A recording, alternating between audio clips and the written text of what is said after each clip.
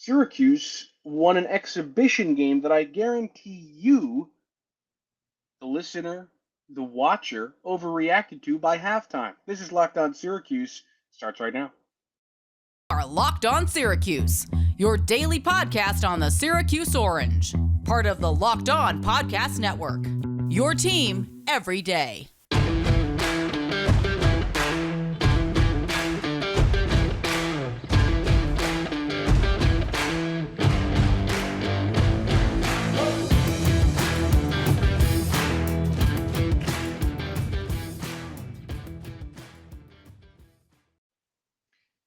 Matt Bonaparte, Owen Valentine with you on your Wednesday episode of Locked On Syracuse. Thanks for making Locked On Syracuse your first listen every day. We're free. We are available wherever you get podcasts. And I'd like to thank LinkedIn Jobs for being the official college football recruiting sponsor across the Locked On College Network. LinkedIn Jobs helps you find the candidates you want to talk to faster.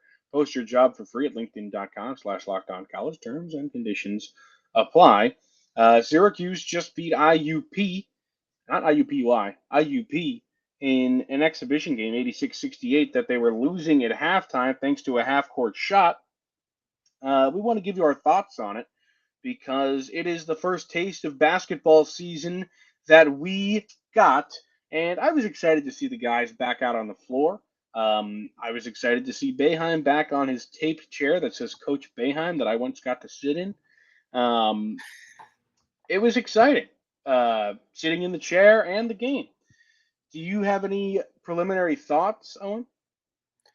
I'll give up. My first thought was, and when you play these exhibition games, I feel like you always, and maybe that's a nod to Syracuse, but you always get a slower start in game one, right? It takes you a little bit, but it just kept lingering and lingering and lingering. And you just kept asking, when is this going to happen? When is it going to happen? When are they going to figure it out? And all of a sudden they're down 7 points midway through the second half, or a little bit more or a little bit less than midway through the second half, but they were down 7. You're like, oh, wait, this is getting real for a second. And yes, they snap out of it at the end. The last 10 plus minutes of this game looked like what you wanted this entire game to look like, but it lingered a lot longer than I thought it would. And I think you nailed it with our little tease there to open it up. If you didn't overreact at some point in this game, I don't think you can claim you're a Syracuse basketball fan. If there was no overreaction at any point watching this exhibition, you cannot coin yourself a Syracuse basketball fan. We're going to overreact, I'm sure, to some things right now. Small sample size. We still haven't seen a ton. But for right now, we're going to try and, I think we're in agreement with this, pump the brakes a little bit, not go completely haywire. We're not going to go in here and say everything is fine and dandy, but I do think we're going to try and pump the brakes and look at this a little bit more, I guess, in a more positive light than you might think for part of this, at least, while still recognizing the chaos and ongoing, like, oh my God, holy crap, this is happening. They're losing. They're still losing. They're still losing. Okay, we can exhale. It was a whirlwind in this game to start things off for Syracuse. Yeah, man. The first half was brutal. And everybody, like you said, and like I said, probably overreacted to it. And there were people on Twitter saying, they stink, season's over, which is like also, it's basketball season now. If people are already saying the season's over, I'm in it. I'm excited. I'm here. I love hearing people say the season's over. That means that the season is right around the corner.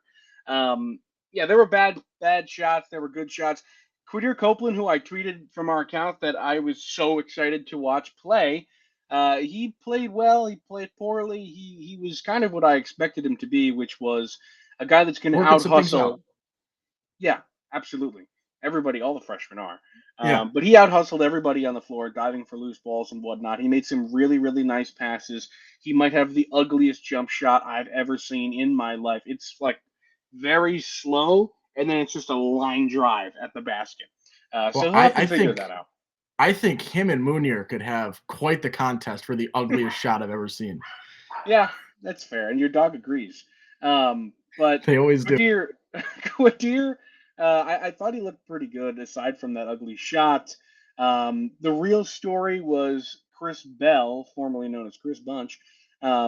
He was bad. 1 for 9 from the floor, 1 for 6 from three.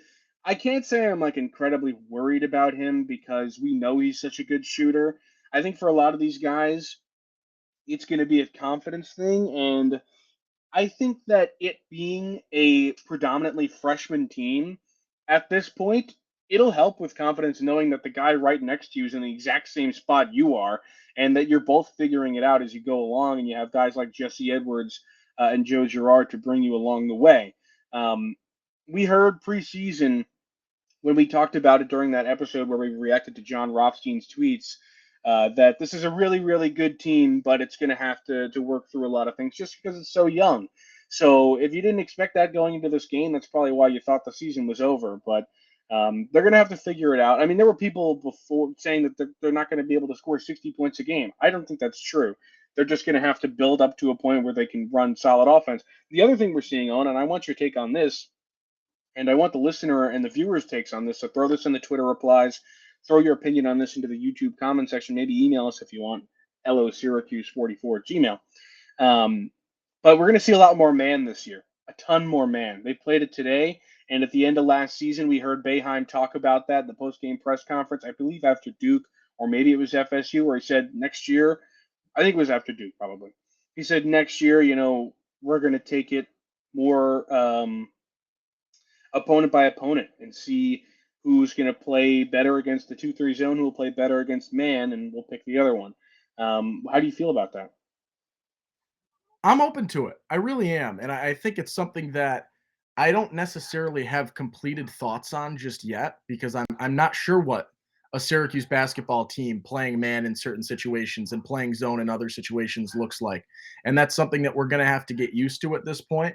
I'm very open to it. And I think it's a good sign from Boeheim that if he is going to stay and continue to ride out however much longer he is going to ride out as the head coach of Syracuse basketball, it's a good sign that he is open to the adaptations that have been, being suggested in some of the bigger critiques and trying something when he believes that the personnel fits. I am excited to see how it works because I think it can help. He did bring up some good points, and it goes back to the zone as a history in terms of what he was saying. I believe on whether it was ACC Media Day or in some of that early season press, he was talking about when you're playing zone defense, and my dogs are going absolutely nuts downstairs, and I do apologize, but they're fired up. I guess they're Syracuse They born like and the raised. win. They like the win. At some point, someone's going to walk in the door, I assume, and that's going to let them calm down. But for now, they're going to have a little bit of bark. But he talked about that when you play zone, you only get so many looks, right? There's only 2 or 3 ways that people really attack the zone. So you have a lot less to learn as opposed to man. There are so many more different offenses that you can run in Yeah. attacking man. So I do think that it is going to be situational and it should be situational. But I'm excited to see that you have this personnel that seems like it's a lot more quick or a lot more athletic, especially, and it's not saying much compared to last season, a lot more mobile, a lot more defensive ability, that you do have the capabilities to try and play some man. You were atrocious defensively last year. So this is a big step, I think, for Syracuse and Boeheim to give this a go and see how it works, because it is so against what we're used to. And we're used to, stubborn Jim and wanting to do it exactly the way he wants to. But this does seem like a step in the right direction if it works out to making those bigger changes and making the adaptations that can lead to a little bit more success. And it's something that I'm really excited to see how it pans out this year, good or bad. I think the only thing I'm a little bit worried about is you have such a young team, and including a transfer in Munir Hema, that we know guys like that who are either new or young or transfers have a hard time learning the zone. That was the entire story with Cole Swider and Benny Williams last year. It seemed like they never figured it out. Even in the UNC game, it seemed like Cole Swider and Benny Williams were having trouble, despite Cole putting on an offensive performance of his life. I think I'm a little bit worried, and you kind of talked about this with man being a defense where offenses can attack you every which way. They're going to have to learn a lot of things on the fly, and it's going to be okay. Learn the zone. Like Boeheim's going to want to employ. He's only going to employ the zone. I guess that's maybe not true, but he's going to want to throw it out there, thinking it's going to be the play the best it possibly can be, and that's going to be almost impossible when you're running these guys through two different defenses all season long. So I guess that's the only thing I'm a little bit worried about. But before we continue, I got to I'm take gonna a quick hold break, on. so hold I'm gonna on to cut that. you first. I'm gonna cut you Hold on first. to that. Oh, fine. Okay. Let's talk LinkedIn, man. These days, every new potential hire can feel like a high stakes wager for your small business. You want to be 100% certain that you have access to the best qualified candidates available. That's why you have to check out LinkedIn Jobs. LinkedIn Jobs helps you find the right people for your team faster and for free. It's very easy to create a free job post on LinkedIn Jobs. Once you do that, add your job and the purple hashtag hiring frame to your LinkedIn profile to spread the word that you're hiring. Simple tools like screening questions make it easy to focus on candidates with just the right skills and experience so you can quickly prioritize who you'd like to interview and hire. That's why small businesses rate LinkedIn Jobs #1 in delivering quality hires versus leading competitors. LinkedIn Jobs helps you find the qualified candidates you want to talk to faster. Post your job for free at linkedin.com/lockedoncollege. That's linkedin.com/lockedoncollege to post your job for free. Terms and conditions apply. Okay, Owen, go ahead. I was just gonna say, same interview, same conversation, I believe. Per Boeheim, it takes 2 weeks to learn the zone. That was his comment. Takes Really? 2 weeks to I don't says it believe takes that. 2 weeks to learn the zone, and then he Maybe if pointed you're at a room Derek full of Coleman. he took a room he pointed at a room full of media and said, "For you guys, probably 3." Yeah. So it is a quick learn, apparently. I don't know how quick of a learn it is, but it is something that you do want, right? And this is one of my things: is you don't want to play man at the expense of the zone success, right? When all is said and done, for the most part, the zone is successful and it works. Are there situations where you want to play man? 100%. But I do not want to see, and this is a concern of mine, especially early on. I don't want to see the zone take a hit in terms of success and being able to shut a team down or being able to effectively be played at the expense of being able to also play less than stellar man, right? If you have the zone down, I'm fine with opening things up to man. But I do not want this to be at the expense of man, at the expense of the zone, which is one of my concerns. But for right now, especially in the exhibitions, looking to see how it goes, looking to see how they mix them in and out, and seeing how this new situational approach will end up working. I think we're on the same page in where we're headed right here when we talk pregame. So I'm going to lead us in because this was sort of my natural progression.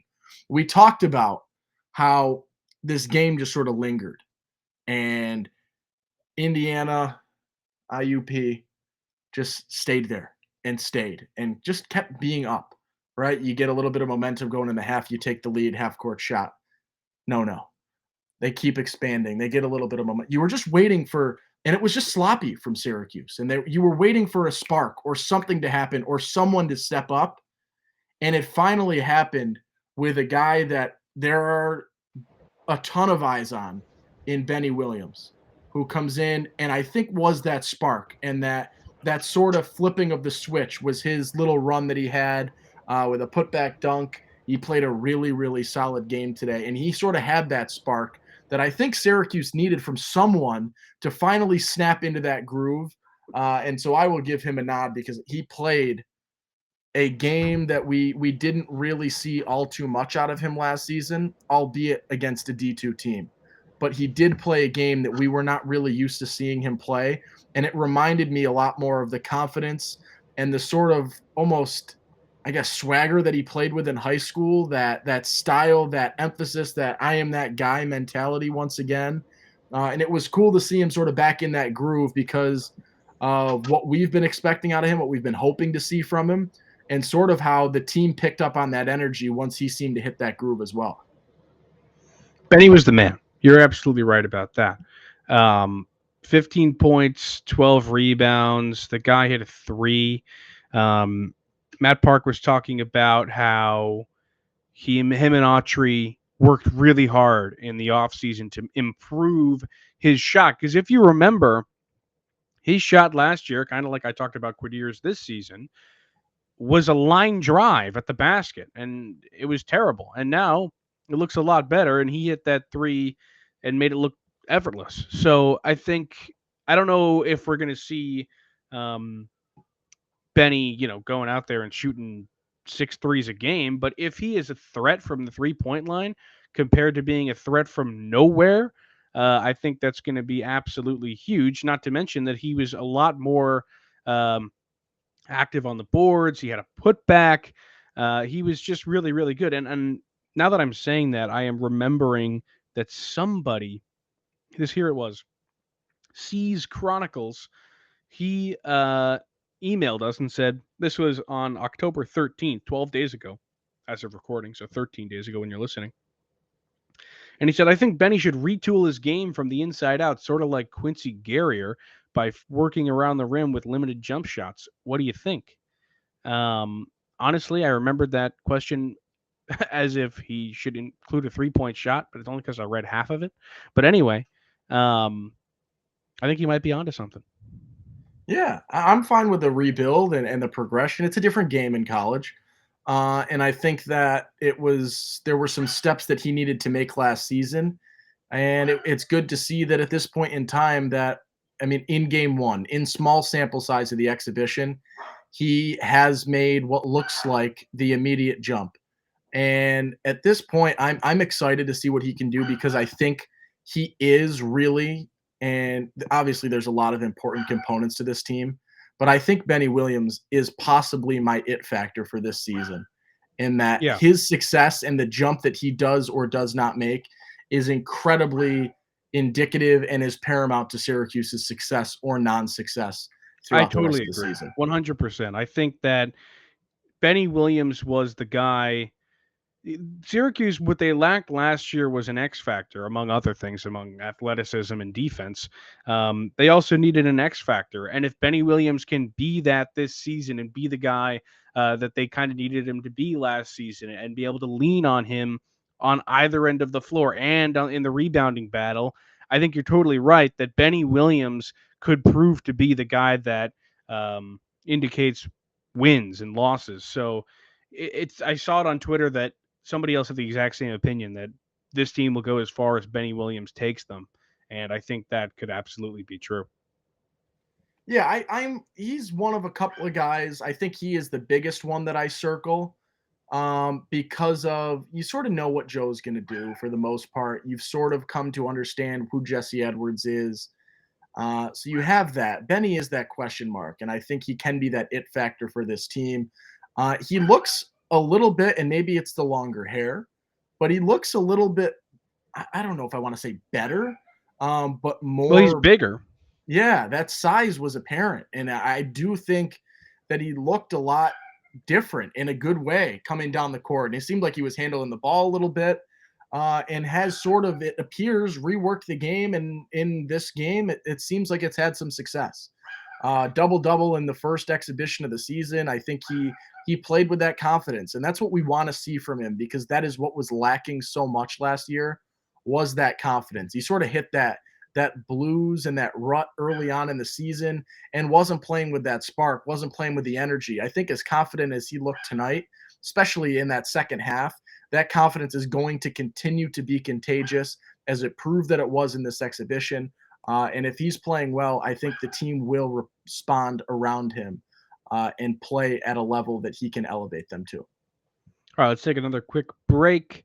This one brought to you by SweatBlock. Owen has told me many times that his excessive sweating, has been a source of embarrassment. If you or someone you love is experiencing embarrassing sweater odor, try SweatBlock.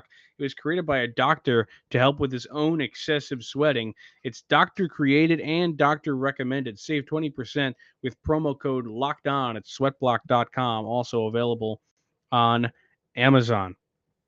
Okay, we're back to it here on Locked On Syracuse. Matt Bonaparte and the sweating Owen Valentine.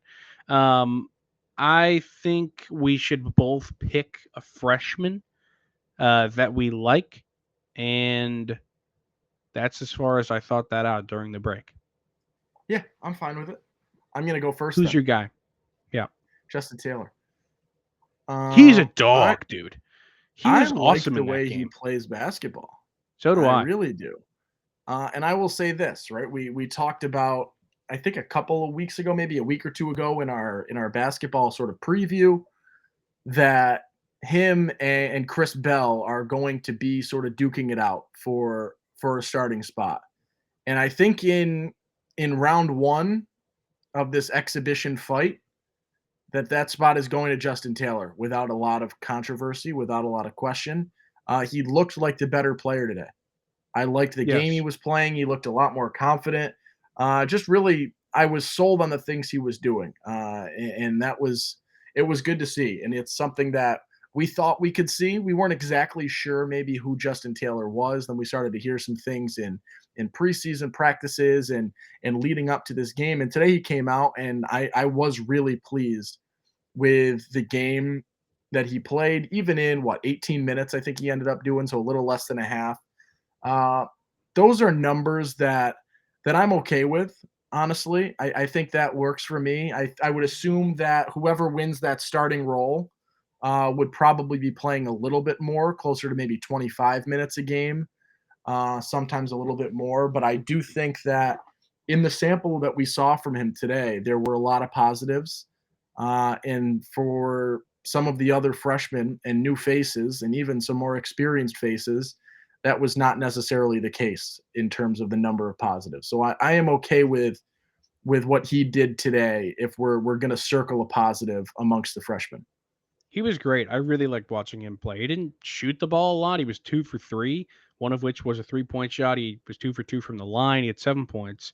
He also grabbed 3 boards, had an assist, blocked a shot. He just looked really good. A Mhm. couple fouls and a turnover, sure, but I thought he looked really, really solid. He looked, I think, most confident of all the freshmen.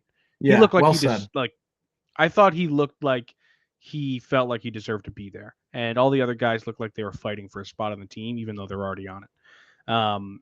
For my guy, I think I got to go Quadir just because I've been hyping him up so much. He is my Yep. guy. Like, I really want him to succeed. And I think he's going to be really, really helpful. I think he's just going to be, I don't know if I want to say a better version of Symir because I don't know if they really play the same game. I But think I they do serve think different he's, purposes, but I see what you're getting at. Yeah. yeah, I think that he's going to be a really helpful bench guy in the fact that he can just provide defense at any point. I mean, his arms are so long that he just sticks in so well at the top of the zone. And if Joe is lacking at that top of the zone, and this is if they're playing zone, and you can just plug in Quadir right next to him, I think it's going to help a ton. Yeah, I think there were back-to-back inbounds today where Quadir got a hand on the ball or helped deflect later on in that second half. So he's 100% going to be sort of pesky on the outside or in the 2-3 or in the zone or just playing defense because of that length. And as we were told, he is the distributor. There was one pass where you could sort of see he was going for a little fancy. He Under sort the of threw basket, yeah. the look away to the rim, and I think they might have called something on Jesse under the rim or something like that. So you didn't get the big bang bang finish, I guess, to get that explosion off the pass. But you could see little hints of what we've been getting nods at in terms of his passing ability. I want to ask you this. What is your biggest question, I guess, surrounding this team after watching the exhibition today? I think it's probably who is going to back up Jesse Edwards Okay, we're on the same page because then. Mounier had 6 minutes, Peter Carey had 8, and they neither of them looked good. Mounier looked fine. Peter Carey didn't look like he did anything. He literally had no stats except for a foul.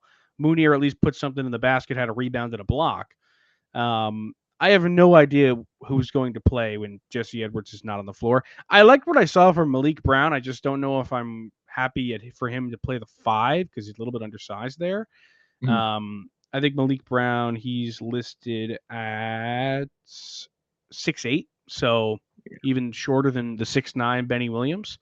So unless they're going to go small and maybe put Benny down there, I think that's my biggest question is who is the backup at center? Yeah, I think that's a good question. That's sort of where I was and looking at the minutes, and you forgot to give my boy John Bull a nod with 4 minutes played at the center as I well. don't call him a center. Is he a 4? Call him a 4? I'll call him a stretch 4. That's what All he right. told me at Basketball Media Day in Okay. 2019. All right. He We'll call said, him a "I'm a stretch four. Why I'm not? here to be a stretch four." I'll never forget him saying that. I was a All sophomore. right. But I yeah, was like, "All that right, is my John." question is with the backup center, right?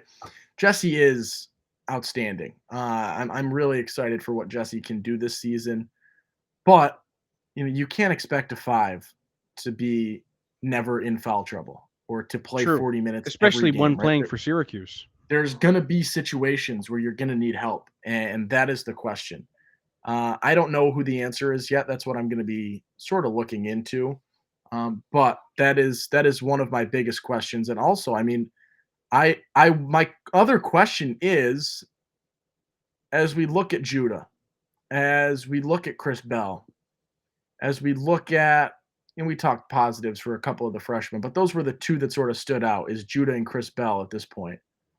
What can we expect from them?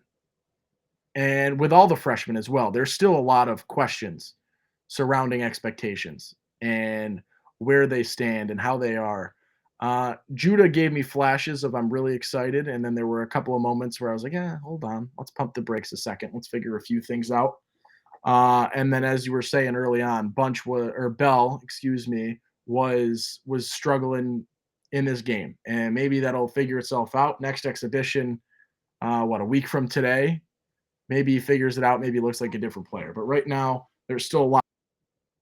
And there he goes, just like that.